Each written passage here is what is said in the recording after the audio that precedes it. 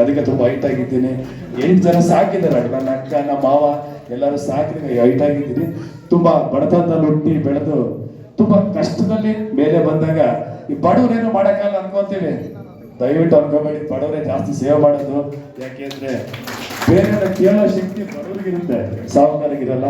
ಹಾಗಾಗಿ ಎಲ್ಲರೂ ಸೇರಿ ಇವತ್ತು ಒಂದು ಸುಂದರವಾದಂತ ಪರಿಸರ ಸೇವೆ ಮಾಡಕ್ಕೆ ಅನುಕೂಲ ಮಾಡಿಕೊಟ್ಟಿದ್ದಾರೆ. 8 ನೇತ್ರದಾನ ಮಾಡಿದ್ದೀವಿ. ನನ್ನ ತಾಯಿ ನನ್ನ ಅಕ್ಕ ಪ್ರತಿಯೊಬ್ಬರು ನೇತ್ರದಾನ ಮಾಡಿಸಿದ್ದೀವಿ. 5 ಲಕ್ಷಕ್ಕೂ ಹೆಚ್ಚು ಗಿಡಗಳು ನೆಟ್ಟಿದ್ದೀವಿ, ಜೊತೆ ಕೊಟ್ಟಿದ್ದೀವಿ. ಕೆಲವರು ಅನ್ಯತೆ ಭಾವಿಸ್ಬೇಡ್ರಿ, ಕನ್ನಡಕ್ಕೆ ಜೀವ ಕೊಡ್ತೀವಿ ಪ್ರಾಣ ಕೊಡ್ತೀವಿ ಅಂತೀವಿ. ನಾನೆಲ್ಲೂ ಪ್ರಾಣ ಕೊಟ್ಟವ್ರು ನೋಡಿಲ್ಲ, ಜೀವ ಕೊಟ್ಟವ್ರು ನೋಡಿಲ್ಲ. ಇಲ್ಲಿವರೆಗೂ 1200ಕ್ಕೂ ಧ್ವಜ ಕಂಬಗಳು, ಹೆಚ್ಚು ಕಂಬಗಳನ್ನ ಡಿಸ್ಟ್ರಿಬ್ಯೂಟ್ ಮಾಡಿದ್ದೀವಿ ದಾನಿಗಳ ನೆರವಿನಿಂದ.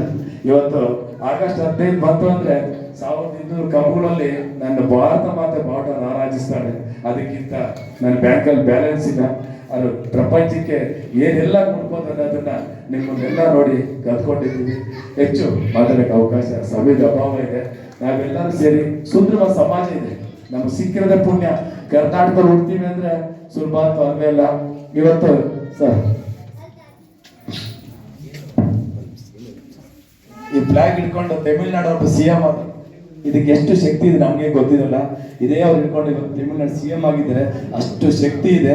ಇಂಥದ್ದು ಸಾವಿರಾರು ಧ್ವಜ ಕಂಬಗಳನ್ನ ನಾವು ಡಿಸ್ಟ್ರಿಬ್ಯೂಟ್ ಮಾಡಿದ್ದೀವಿ, ಮಾಡ್ತಾ ಇರ್ತೀವಿ. ಯಾವುದೇ ಗೌರ್ಮೆಂಟ್ ಶಾಲೆಯಲ್ಲಿ ಧ್ವಜ ಕಂಬ ಇಲ್ಲ ಅಂದ್ರೆ ದಯಮಾಡಿ ಕನೆಕ್ಟ್ ಮಾಡಿ, ನನ್ನ ನಂಬರ್ ಕಾಂಟ್ಯಾಕ್ಟ್ ಮಾಡಿ, ನಿಮಗೆ ಧ್ವಜ ಕಂಬಗಳು ಕೊಡುವಂತ ನಿರಂತರ ಸೇವೆ ಮಾಡ್ತಾ ಇದ್ದೀವಿ.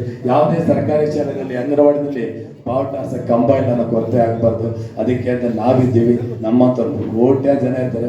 ನಾವೆಲ್ಲರೂ ಸೇರಿ ಸುಂದರವಾದ ಸಮಾಜ ನಿರ್ಮಾಣ ಮಾಡೋಣ. ಇವಾಗ ನಮ್ಮ ವೀರ ಯೋಧರಿಗೆ